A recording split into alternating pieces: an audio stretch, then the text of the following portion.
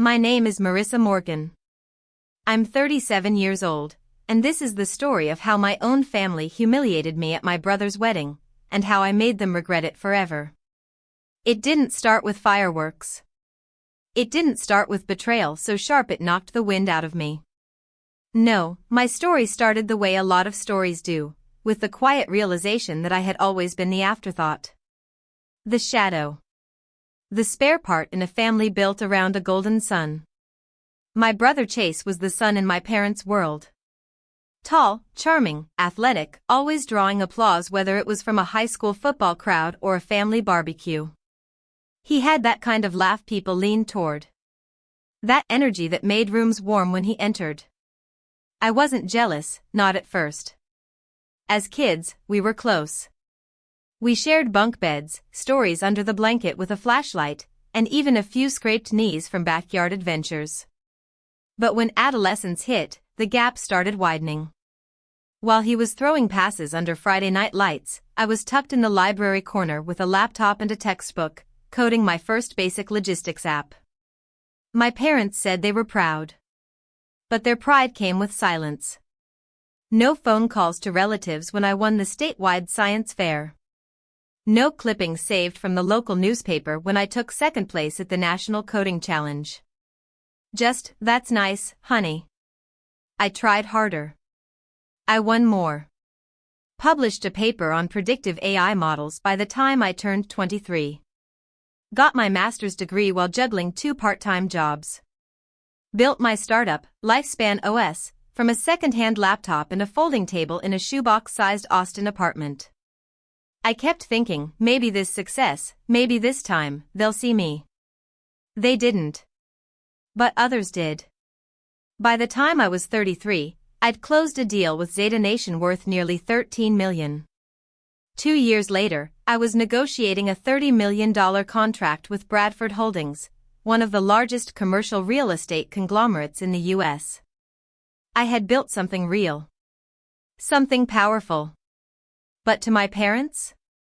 I was still Chase's little sister. That truth landed like a slap when I arrived at Chase's wedding.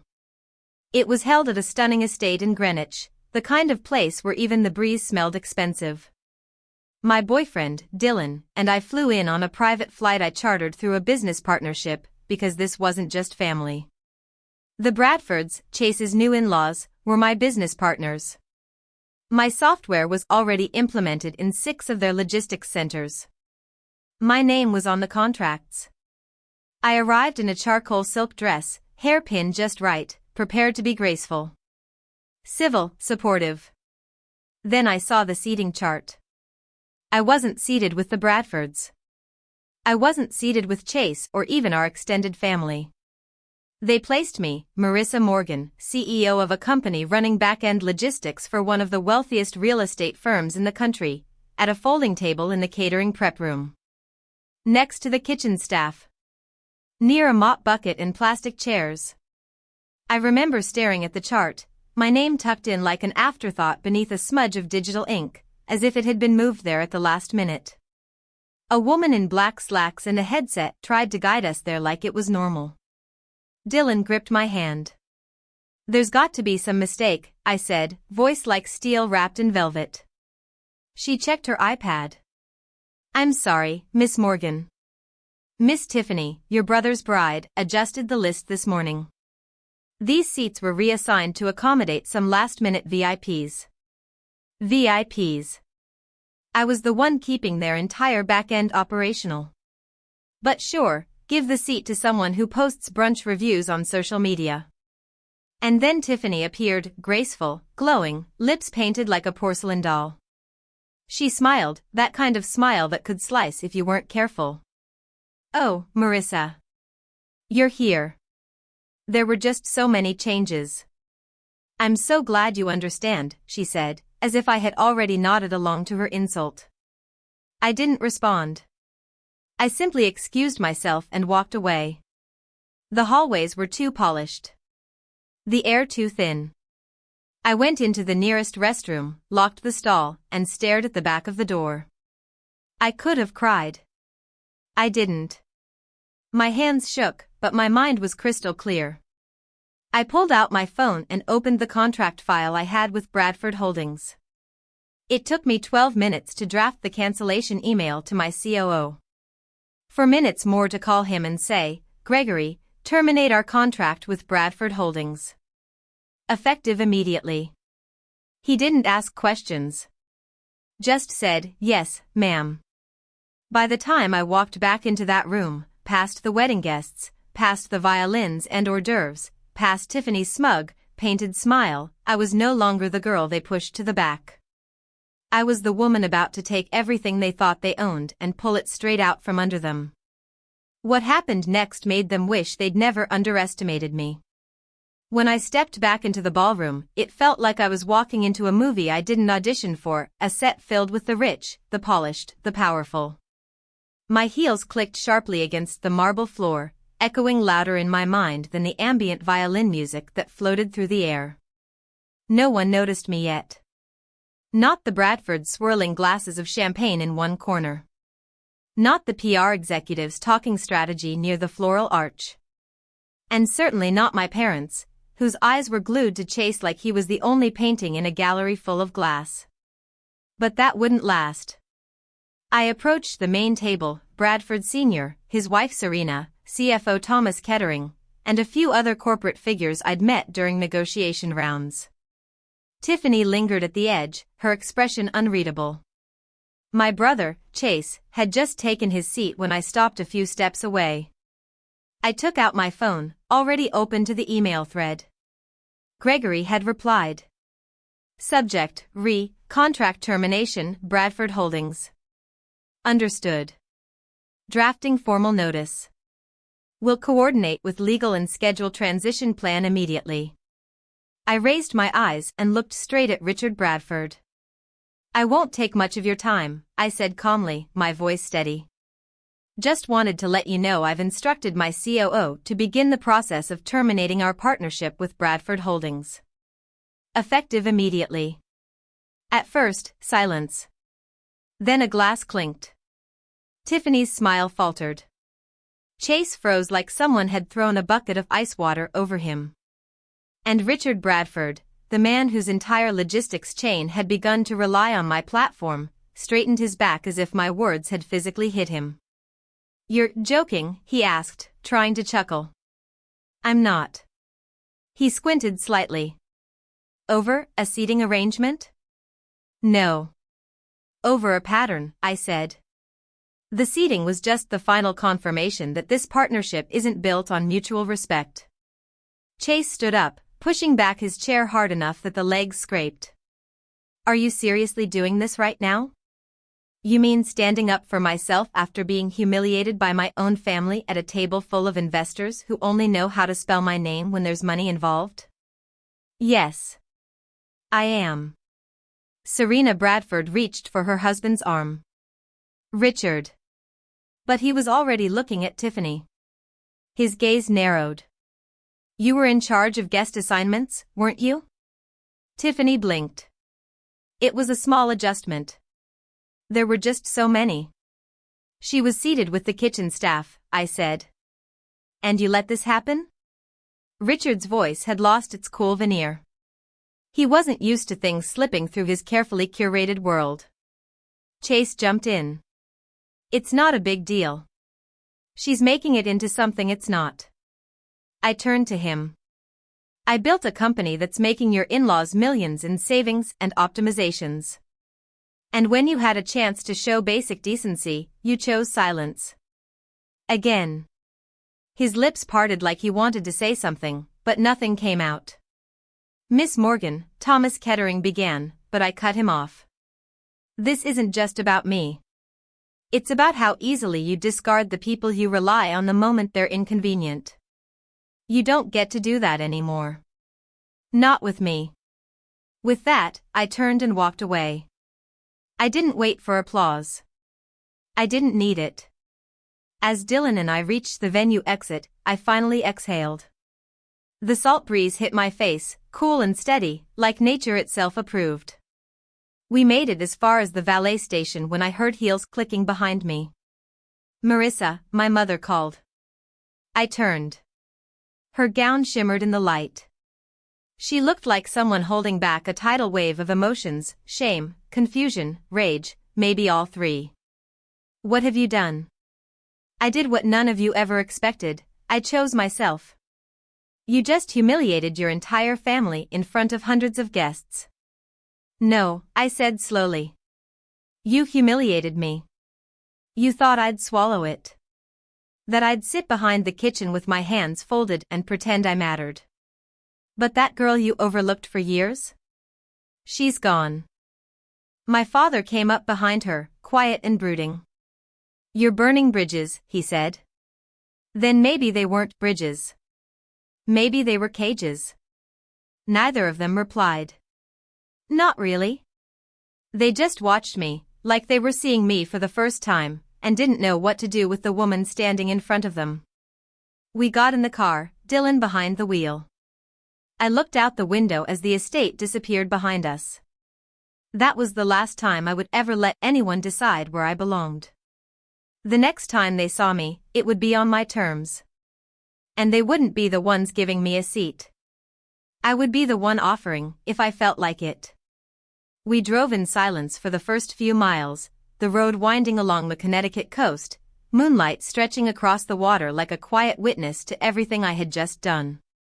Dylan didn't say a word, didn't ask for justification. That's why I loved him, he didn't need me to shrink or explain to make him comfortable. Finally, he reached over and turned down the volume on the soft jazz playing in the car.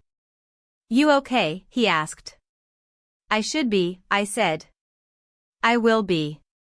But right now? I feel unsettled? Unburdened. He smiled. You were magnificent back there. Calm. Precise. You didn't flinch. I nodded, staring out the window. That's the thing about years of being ignored. Eventually, silence becomes your second skin. Until one day it doesn't fit anymore. I checked my phone, 10 notifications from numbers I didn't recognize. LinkedIn connection requests. A message from a Forbes contributor. And an email marked urgent from Thomas Kettering, CFO of Bradford Holdings. I didn't open it. Instead, I opened a message I hadn't expected. It was from Natalie, my cousin Aunt Kay's daughter. The quiet one at family reunions, always stuck helping in the kitchen while her brothers got to eat first and sit with the adults. I saw what happened. Thank you. I'll never forget it. I stared at those words longer than I thought I would. They weren't dramatic. They weren't loud. But they were honest. And I realized then, what I had done back there, it wasn't just for me. It was for every girl in our family who had been told to smile, stay small, and not stir the pot. Every woman who was expected to show up and be invisible at her own damn brother's wedding. The next morning, I woke up early and headed straight to the Lifespan OS office in New York. We had a satellite team there, mostly analysts and legal liaisons handling East Coast accounts. My assistant, Kara, looked up from her desk as I entered. You're early, she said. Want coffee? Yeah. And bring in Gregory when he gets here. I spent the next 3 hours going over the Bradford fallout, reviewing clauses, breach protections, drafting a termination sequence that would allow us to unplug our systems from theirs without leaving our engineers at risk of litigation. Gregory arrived with a red legal folder and a brow creased with questions. I've read the contracts twice. They can't sue for breach. You gave sufficient verbal intent and we documented the conversation. But we will lose about $6.8 million in potential Q3 bonuses if no replacement deal comes in. They won't be the last big client, I said. He nodded.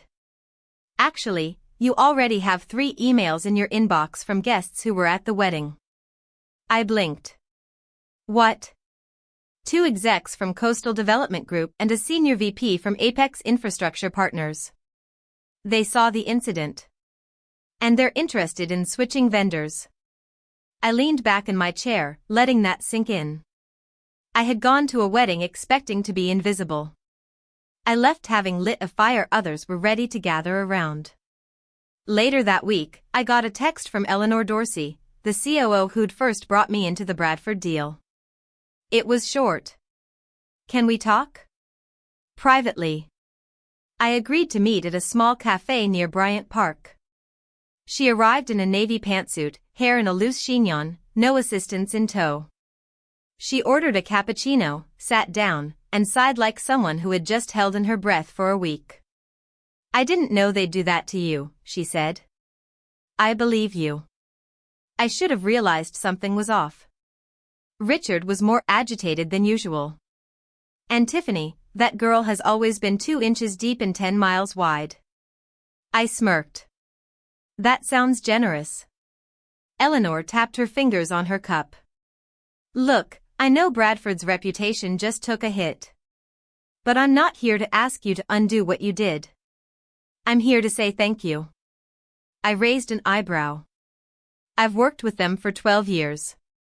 I've sat through meetings where men talk over me, and family members dismiss my reports because I'm just operations. Watching you hold your ground? That gave me something I didn't even know I was missing." I paused. "Do you want to leave them?" "I want to build something else. With someone who doesn't ask me to stay silent." I didn't respond right away. But I knew what I wanted to say. And when I finally spoke, it wasn't a yes or a no, it was an open door. "Let's talk again next quarter. I may have something for you." By Friday, the press had picked up rumors of the contract cancellation. A few industry blogs speculated. One headline read, "CEO walks out on $30 million deal. Insiders say she made the right call." I didn't feed the fire. I didn't need to. Lifespan OS had already begun onboarding 2 new clients by the following Monday. One of them? Coastal Development. The contract was smaller, just $18.4 million, but the respect in every email, every meeting, every decision point? That was priceless. A week later, my brother Chase texted me. "Can we meet?" "No business. Just me and you." I stared at that message for a full minute before replying. Sunday. 9:30, Layla's Midtown. When he arrived, he looked like a man whose mask had cracked. Puffy eyes. Wrinkled blazer. The collar of his dress shirt slightly askew, like he'd forgotten how to button it properly. He sat across from me, folded his hands. "I owe you an apology." "No," I said. "You owe yourself one. You let someone else humiliate your sister so you wouldn't lose a contract." He looked down. "I was scared," he said quietly. "That you were better. That if Richard knew it was you behind Lifespan OS, he'd stop seeing me as the golden boy. And I didn't want to lose that." I stirred my coffee. "And did it work?" "No." He swallowed. "Marissa. I don't think I even like the person I've become." I looked at him for a long moment. "Then be someone else. It's not too late." He didn't ask me to fix things. He didn't beg me to talk to Richard. He just sat there, finally realizing what I had learned long ago: you can't build a meaningful life out of borrowed applause. As he left the cafe, I didn't promise to be at the next family function. I didn't offer to help him find a new job. But I did say one thing, softly. "Chase, it's not your shadow that held me back. It was my belief that I had to earn love to be seen. I don't believe that anymore." He nodded, and for the first time in years, didn't try to argue. It wasn't until 3 weeks after the wedding that I finally returned to Raleigh. Not for family. For business. My team had recently acquired office space just 10 minutes from the old Morgan-built headquarters, a beautiful brick and glass building with soft lighting, ergonomic workstations, and a leadership lab I had personally designed to host women in executive training. I named it Visible. The word had haunted me my whole life, but now it was mine. We were kicking off our first mentoring cycle, 20 women, hand-picked from over 500 applicants across the country, all with one thing in common: they had been underestimated. Many of them had been dismissed by their own families. A few were survivors of toxic workplaces. Some were young mothers told not to dream too big. All of them were hungry to be more than what they were told they could be. I walked into the main room, sunlight pouring through the windows, coffee brewing, the walls adorned with quotes from women who dared to take up space.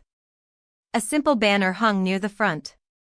How were you silenced, and how will you speak now? During introductions, a woman named Samantha spoke. She was quiet at first, almost unsure of her own presence. But when it was her turn, she surprised us all. I once wanted to build a UX design studio, she said. But my mom told me, that's not for girls like you. It's unstable.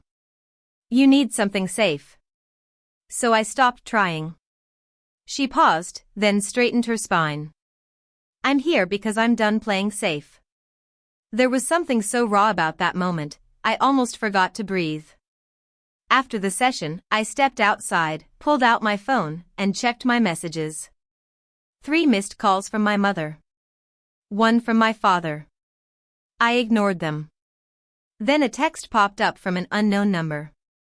I read your interview in Business Insider. They said Visible is reshaping how women view themselves in business. I didn't think it would go this far. It was from my mother. I stared at the message for a while. She didn't say congratulations. She didn't say she was sorry. But she wanted to see me. Not to scold me. Not to beg. Just to understand. I agreed, but asked her to come 2 weeks later. Not because I wanted to punish her. But because I needed the space. I needed to show her who I was now, and I needed to make sure she would see it without looking away. When she finally arrived, she wore a soft blue dress and carried herself like someone entering a museum she never knew existed. I gave her a short tour, no fancy explanations, just the facts. This is our resource vault of books, white papers, guides. This is our tech hub. We run simulations here, teach pitching strategies and investor modeling. She nodded silently. Finally, we sat down in a modest meeting room overlooking the city. On the wall behind us was a project board labeled Indigenous Women in Startups, Phase 2 Launch. She stared at it for a long time. I used to think what you were chasing was vague, she said quietly. Like you were just looking for something that didn't exist. Something unstable. She turned to me. But I see it now. What you've built is stronger than anything I thought was stable. I didn't respond immediately. I just met her gaze and said the one thing I had carried in my heart for years. I don't need you to blame yourself. I just need you to understand. I can't go back to being the good daughter just to be loved. She nodded. And for once, she didn't look away. That moment, quiet, without drama, meant more to me than any of the contracts I'd ever signed. A few days later, I got a message from Chase.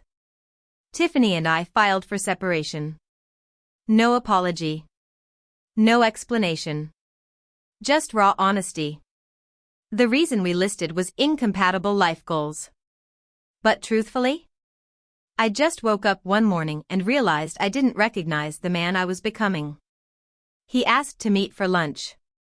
I chose a small cafe a block from the Visible office, nothing flashy, just real. He handed me an envelope. My resignation letter. From Morgan Built. Submitted last week. I blinked. You serious? He nodded. I may not be cut out to build what you did. But I want to try something real. Something I don't have to fake my way through. I didn't praise him. I didn't pat him on the back. But I saw him. This wasn't the golden boy anymore. This was a man cracking out of a shell that had kept him small, despite all his accolades. You want advice? I asked. Always. Start with something no one can take from you. Not your last name. Not your wife. Not our parents. Just you. He smiled, and for the first time since we were kids, it wasn't a guarded grin. It was real. That night, I returned to the visible office alone. Everyone else had gone home. The city lights painted stripes across the windows. I stood in front of our Q3 strategy board and added a single new line in red marker. Take visible global. Then I just stood there for a long time, watching the reflection of the woman I had become in the glass. Not because I liked what I saw, but because I finally saw her clearly. I used to think redemption came in the form of a public apology or a grand gesture. Something cinematic, like someone running through the rain, breathless, just to say, I was wrong about you. But I've learned that redemption, real redemption, is much quieter. It shows up in moments. Like a phone call you choose not to answer. Or a smile you don't need to fake anymore. 2 weeks after Chase and I had lunch, I received an invitation from the Morgan-built board. Not a family dinner. A formal request to attend the quarterly shareholder meeting. My father, still chairman of the board, had added a handwritten note on the card. Would value your insight on the Phoenix expansion. I laughed out loud when I read it. Insight? After all these years of being told I was too abstract, too technical, too outside the family business? Now they wanted my perspective? But I went. Not for them. For me. The meeting was held in the same beige-paneled boardroom I remembered from childhood, where I'd once sat quietly with a coloring book while Dad talked profit margins with Uncle Ray and the senior partners. I arrived 5 minutes early. Everyone else arrived 5 minutes late. When they walked in and saw me sitting confidently at the head of the table, not waiting, just working, they hesitated. Dad took the seat next to me, cleared his throat. Marissa. I nodded. Howard. We got down to business. The Phoenix expansion plan was solid in theory, new residential development, 2 major corporate clients already on board, but their back-end logistics? A mess. No centralized system. No cross-department communication protocol. A disaster waiting to be disguised with buzzwords. After listening to them fumble through their presentation, I pulled out a folder. I ran an analysis on your current blueprint, I said. Here's where it's weak. And here's how it collapses without a proper operations system. These aren't guesses. These are projections based on what lifespan OS prevented for 3 of our clients just last quarter. They stared at the numbers. Dad finally looked up. Are you offering to come in? I closed the folder. No. I'm showing you what's possible. But if you want me to rescue it, I don't come in as a consultant. I come in with equity, decision-making authority, and zero tolerance for the usual family hierarchy. There was a pause. A long one. Then one of the partners, Lydia Kahn, who had always been polite to me, leaned forward. She's not wrong. We can't afford another stalling project. Let's schedule a separate vote. I got up. You do that. And let me know. But understand this, whether I work with you or not, I'll be fine. The question is, will you be? I left the room, heels clicking against the marble just like they had at the wedding. But this time, there was no Tiffany. No kitchen staff table. Only respect. Later that evening, I stopped by Visible. One of our interns, Tasha, barely 22 and already pitching a sustainability startup, ran up to me with flushed cheeks and wide eyes. Marissa. Someone from Yano Group called. They want a virtual tour of our platform before Friday. Yano Group. Japan. Asia expansion. I smiled. Set it up. And pull the pitch deck we used with Apex. Then improve it. She nodded and sprinted off like it was the Olympics. I stood for a moment in the hallway, the hum of energy in the building like a low symphony. This place, this space, I had built it from silence. And now, it was singing. The next morning, Dylan brought me breakfast at my place, just a paper bag with warm croissants and 2 coffees. He didn't say much, just handed me a note inside the bag. You didn't rise. You built the ground under your feet. I didn't cry. But my heart did something strange and grateful. At 10:13 a.m., I received an email from the Bradford Holdings switchboard. Subject: Urgent Contract Resumption Negotiation Request. I didn't open it. At 10:45 a.m., Eleanor called. Richard's pushing to reopen talks, she said. He wants to schedule a meeting next week. Thinks maybe if we restructure the contract, there's still a path forward. I'm not interested, I said. You sure? Yes. Tell him I appreciate the outreach. But I'm building with people who valued me before they Googled my name. Got it, she said. For the record, I'm considering stepping away from Bradford Holdings. If I do, I'd like to explore what building something together looks like. I paused. Then we should talk. But not until you're out. You deserve a clean slate. And then, just as I was about to hang up, she added something I'll never forget. You know, Marissa, the day you stood up at that wedding? You didn't just cancel a contract. You lit a match. And a lot of women in this industry? We're watching it burn. I smiled. Because I knew. The fire wasn't destruction. It was illumination. 2 weeks after Eleanor's call, the first article came out.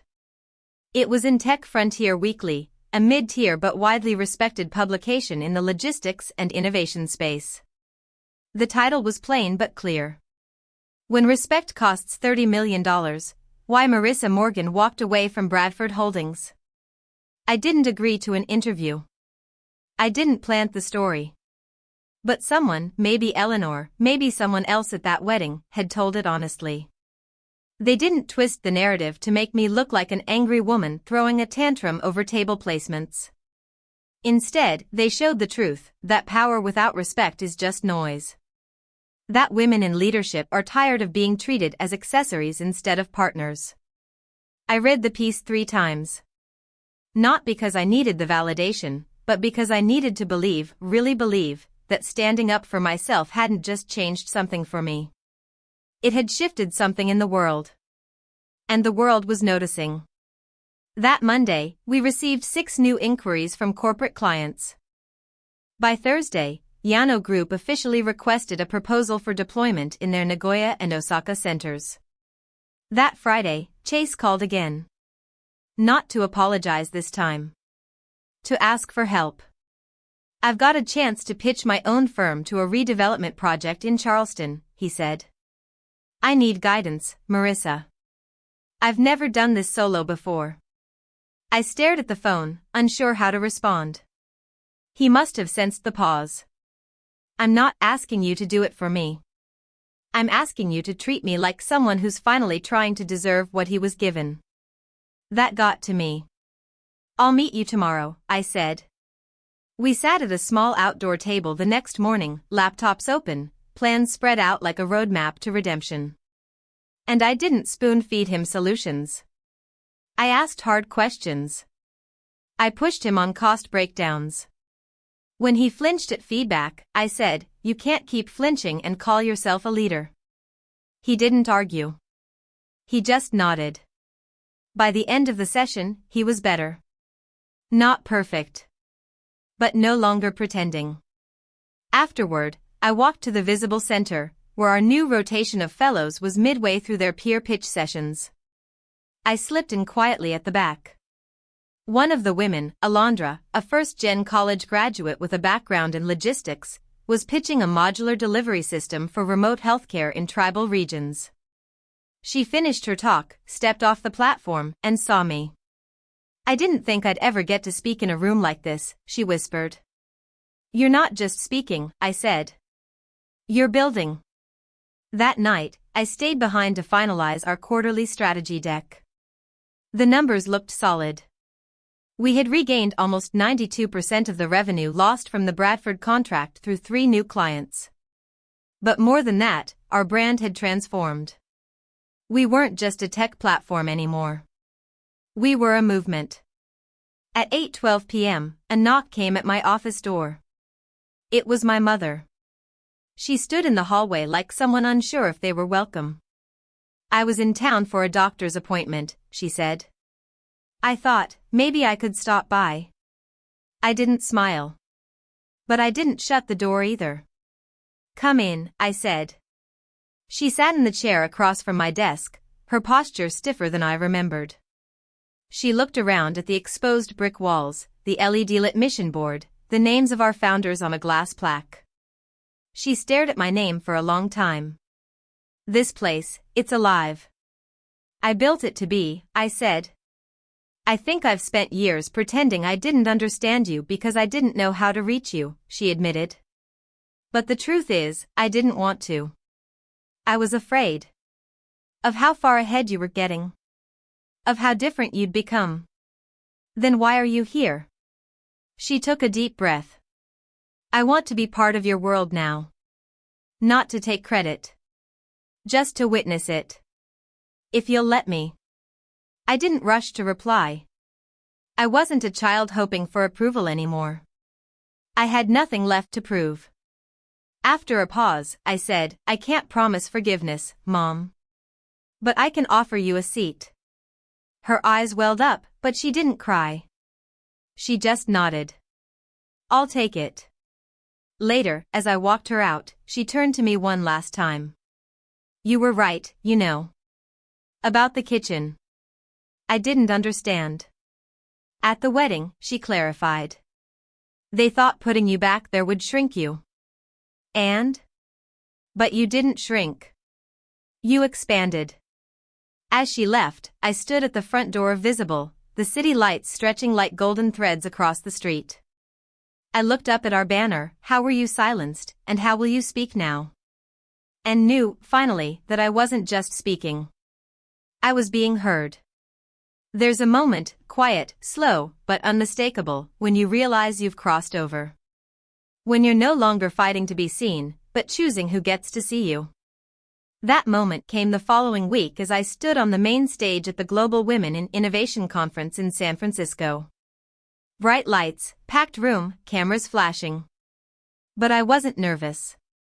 I wasn't proving anything anymore. I was sharing. The talk was called, You Don't Have to Sit Where They Tell You.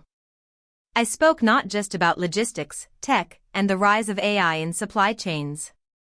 I spoke about family dynamics. About the subtle betrayals that scar you deeper than any insult. About the loneliness of being brilliant in a house that worships charisma instead.